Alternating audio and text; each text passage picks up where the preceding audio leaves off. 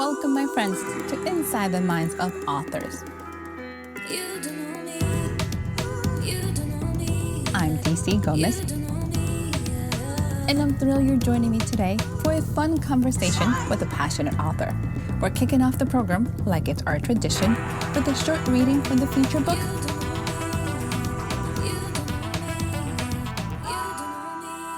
I hope you guys enjoy it. Let's get started.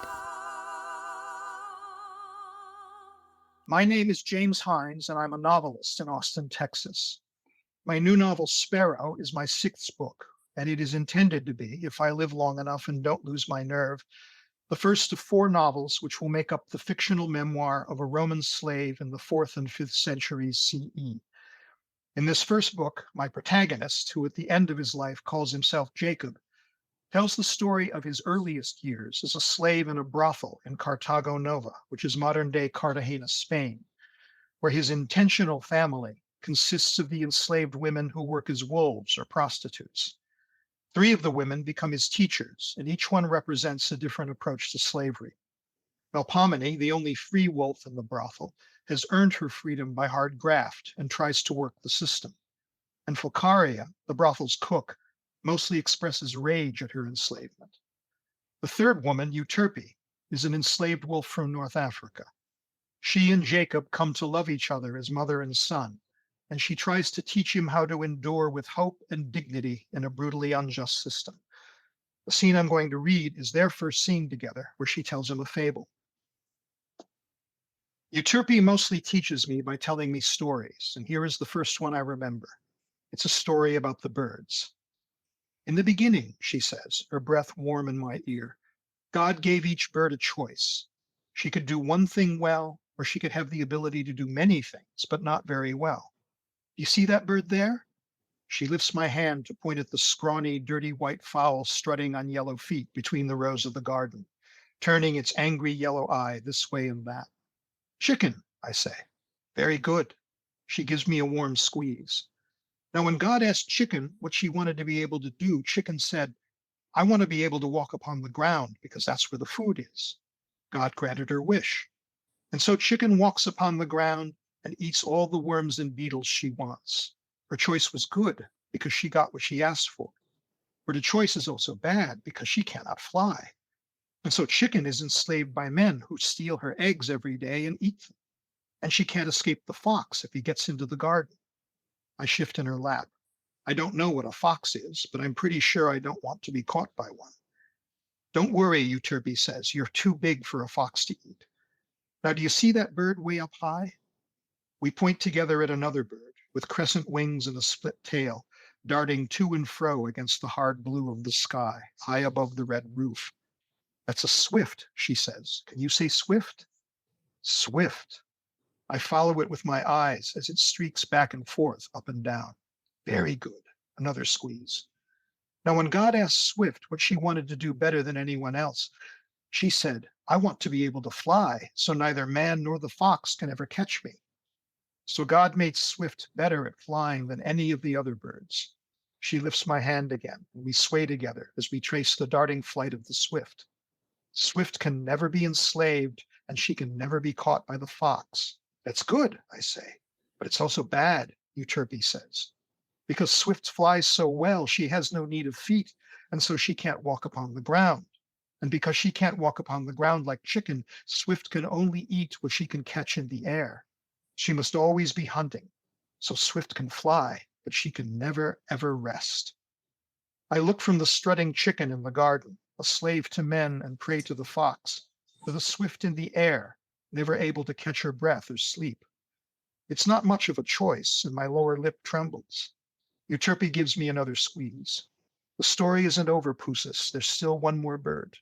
She lifts my hand again. Look. We point at a fat little bird atop the garden wall.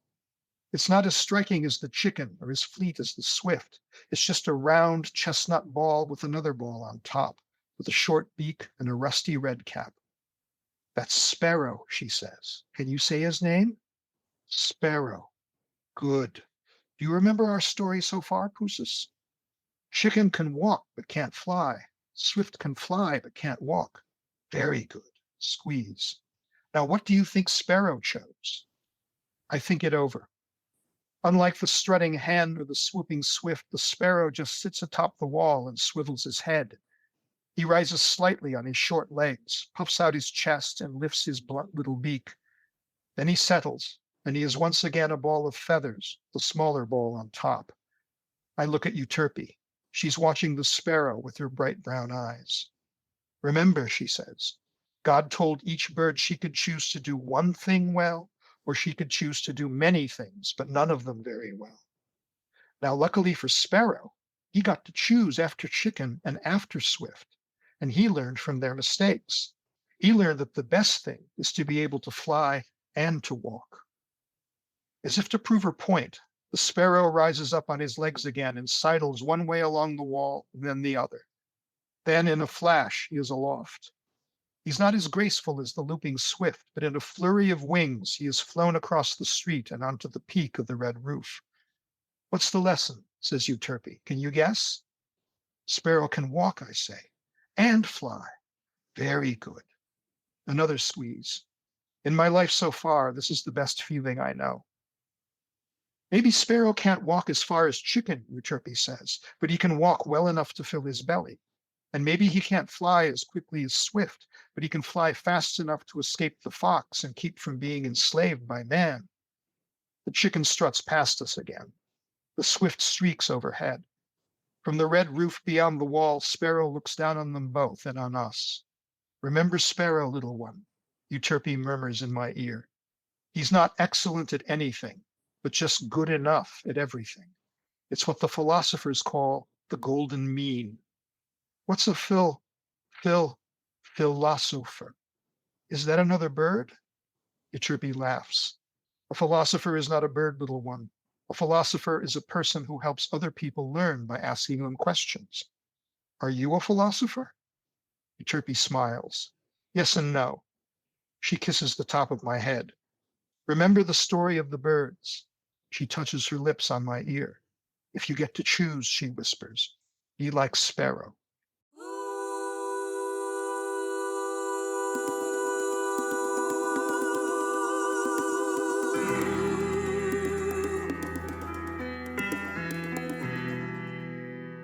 Hi, everyone, and welcome to another episode of Inside the Minds of Authors. Welcome to Monday Night Seasons. I'm so excited you guys are here. Believe it or not, this is season 5. We have kicked off the year with an amazing week last week, so thank you all for joining us. If you're new to the podcast, go ahead and subscribe. We're available on all major podcasting stations as well as my website, so you don't want to miss an episode. I hope you guys enjoyed that reading as much as I did. So hello, Mr. James. How are you? I'm well, thank you. Thank you. I am so glad we connected. I'm so glad you're here. By the way, you have me hooked on the lesson because I love parables. And I was like, ooh, that is a really good one. I am totally connecting. I'm glad you liked it. That's one I actually made up myself. This is set in the ancient Roman world, so obviously people would have known Aesop's fables. People would have been telling those to their children and so on. And one of the things I learned in my research is that Aesop was particularly interesting because it was a type of storytelling that wasn't really unique to the elite, to the aristocrats and the slave owners. It was a way of telling stories where slaves could communicate messages to each other, sort of in code or through allegory or symbolism about how to deal with life.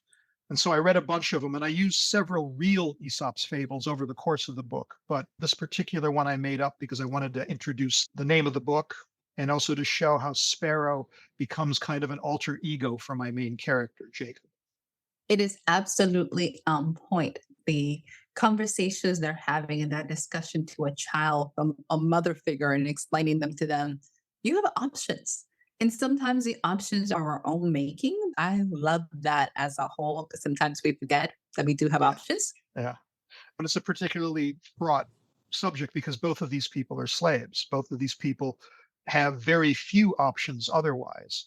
Like I said in the intro, I sort of set up the structure of the book in this little world of the brothel, this little sort of makeshift family that these women and this boy form with each other. There's several different ways of looking at how to approach their enslavement. And as I mentioned, the sort of the kind of the head wolf of the brothel. The oldest one is an older prostitute named Melpomene, who has earned her own freedom but continues to work as a prostitute. And her attitude is sort of, I didn't make the world, but I'm going to make the best of it. I'm going to do what I can. And so she doesn't really kick back or fight against the system. She tries to work it to her own advantage. And then one of the other women that Jacob becomes close to in the brothel is the cook, who's also a slave named Focaria. She's from the north of Britain. And she's sort of represents another approach to dealing with being enslaved. She's just angry all the time. And she's always trying to finding ways to express her anger, only up to a point, though, up to the point where it would hurt her or get her in trouble. And then, of course, there's Euterpe, who's the slave who becomes sort of a mother figure to Jacob.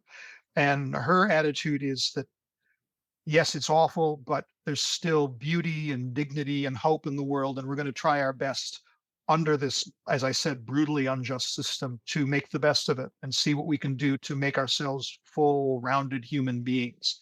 And it's the choices between these three different approaches of slavery that drives the whole book. What made you decide to create this book in this series? Because it's 1 and 4. So where did this idea come to you and how did you decide to develop it? It's a long story, and I'll tell the really brief version. I first got an idea of writing a historical novel about the ancient world when I was in my 20s, which is 40 years ago. And I was going to write a series of novels set in Roman Britain, back when Britain was part of the Roman Empire. And I worked on that for a while. And basically, I was in my 20s. I hadn't written any books yet. And it was the first time I ever tried to write a novel. I had no idea what I was doing, and I got lost. And I never ended up finishing up. And I went on, wrote other books in the meantime, which I did get published. And then after I finished my most recent novel, which is a novel called Next, which came out in 2011, I decided I wanted to do something completely different from the sort of books I'd been writing before. And I still had in the back of my head this idea of writing a historical novel set in the ancient world. And so I went back to that project I had in my 20s. And in that too was supposed to be 4 books, but I thought, well, I'll just do 1 book. I'll just do the last book of that series, which is about Roman Britain after the Romans left, and the place is sort of in ruins. And one of the characters in it was an old slave who got left behind by the Romans, who's living alone in this abandoned Roman town. And the idea was that he's finally free, but he's only free because the Romans up and left him behind. Basically, the tide of empire receded and left him behind. And I realized that was a lot more interesting than the other stuff I wanted to do in that book. So I thought I'd focus on him. And I thought, well, I need to know what his backstory is, because originally the book was just going to be about him as an old man. I thought, well, what's his backstory? How did he get here? Normally, I'd never done anything like this before. I always write my books in the order people are going to read them. Okay. I've never stopped a story and then written a backstory that comes later in the book. But that's what I did with this. And as I started writing it, I looked up, and about 150 pages later, I realized this is the book. This story about him as a boy in a brothel in Roman Spain, that's way more interesting than what I was starting out to do. So that's how I ended up backing my way into writing about a boy, backing my way into writing about Roman slavery, which I never really set out to do, and writing this whole book about both of those things. I'm completely amazed that you just followed that process and let it take root. Sometimes people fight so hard about it that they destroy the magic behind it. So the fact that you're like, I'm just going to book it and see what happens. Well, if I had 150 pages, I figured I must be doing something right. And I showed it to some people and they all liked it. And so I thought, okay, well, this is the book now. So one of the things you learn as you get to be an older writer is you hope for the happy accident. You learn to trust your instincts, and you learn to, if something's not working, put it aside. Life's too short. But if something is working, then obviously you've hit the mother load and you might as well keep going. Why waste your time doing something that doesn't interest you? And if it clicks and it works, then, you've struck gold. That's great. I'm very much into your advice. If it's not working, let it go. Life is too short. Absolutely on point with that. How much research did you have to do into all these different parts of the story? Because you have a lot of pieces coming.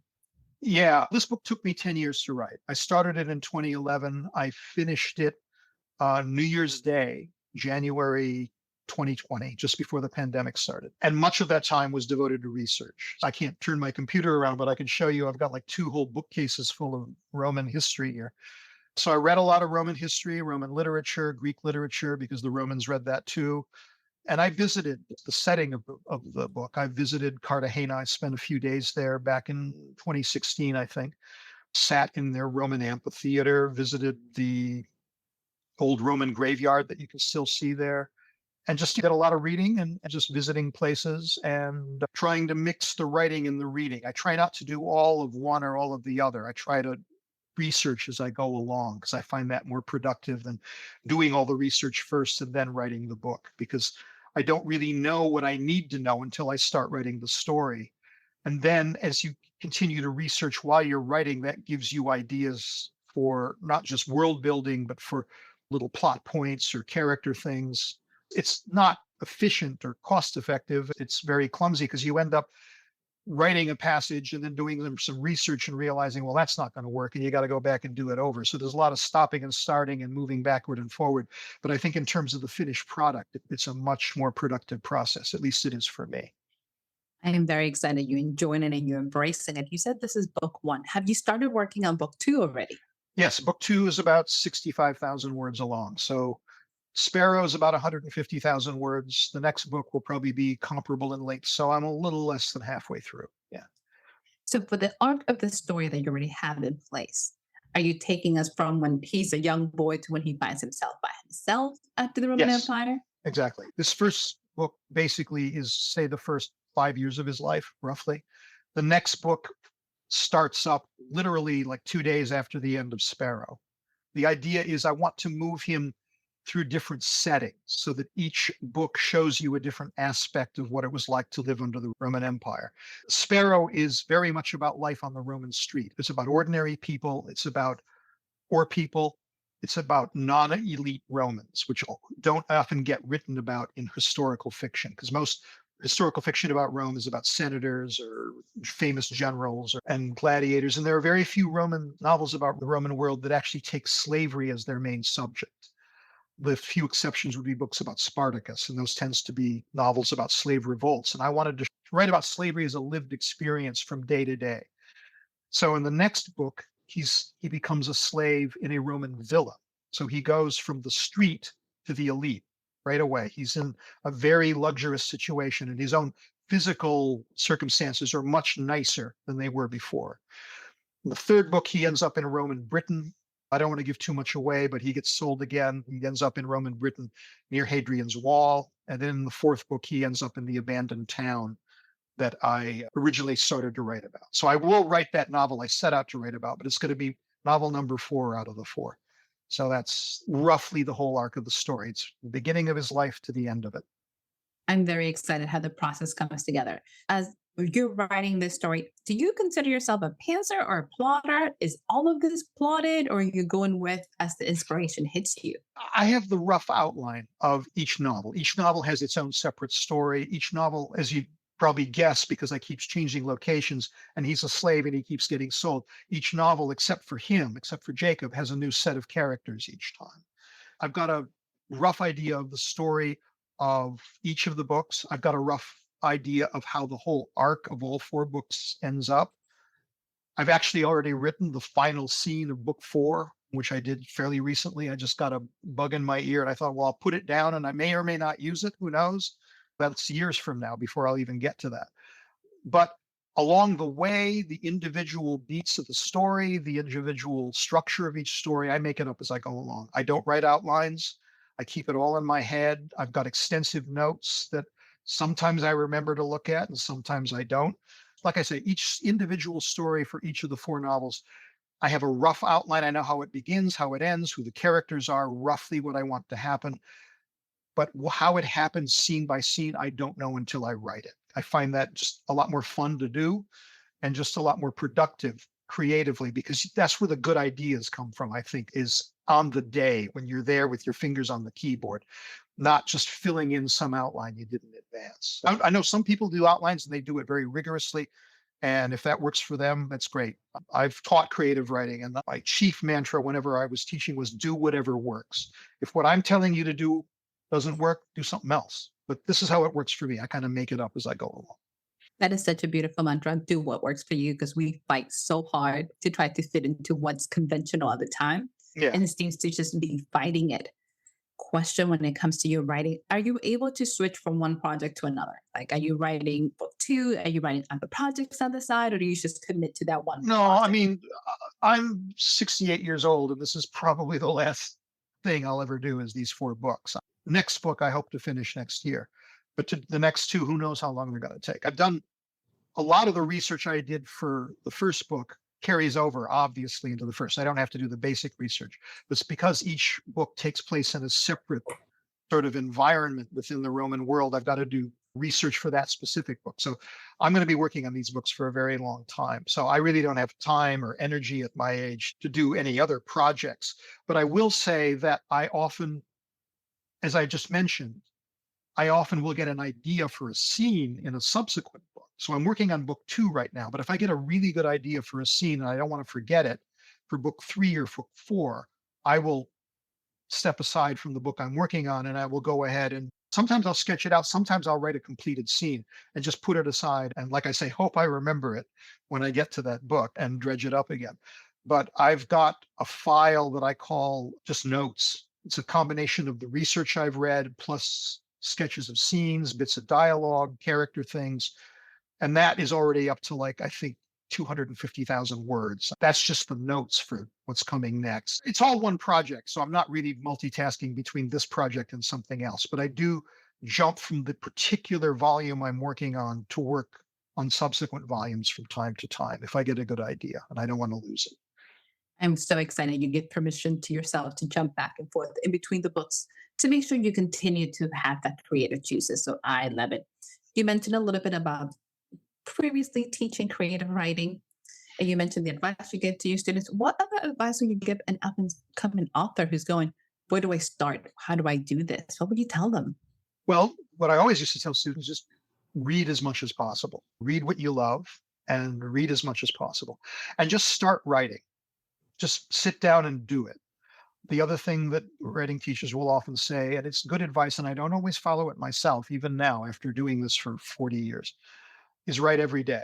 Make some time to write every day, even if it's just half an hour or 20 minutes or whatever. Get some words down.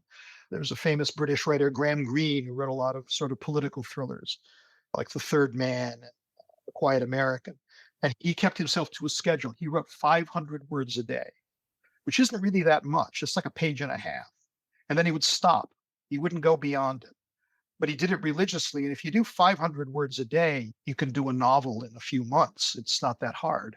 If you do 1,000 words a day, which is what I try to do, you can write War and Peace in a year. I'm not saying that Tolstoy wrote War and Peace in a year, but if you pile up the pages, just keep doing it.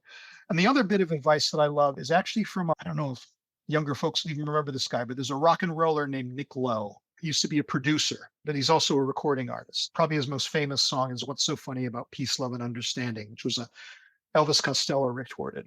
Anyway, he was a producer as well. And his motto in the studio was bash it out now and tart it up later. And that's always been my advice because I've had writing students who will tie themselves into knots. They think it has to be perfect the first time, and that just doesn't work that way. So I always tell them, just remember what Nick Lowe said, bash it out now and tart it up later.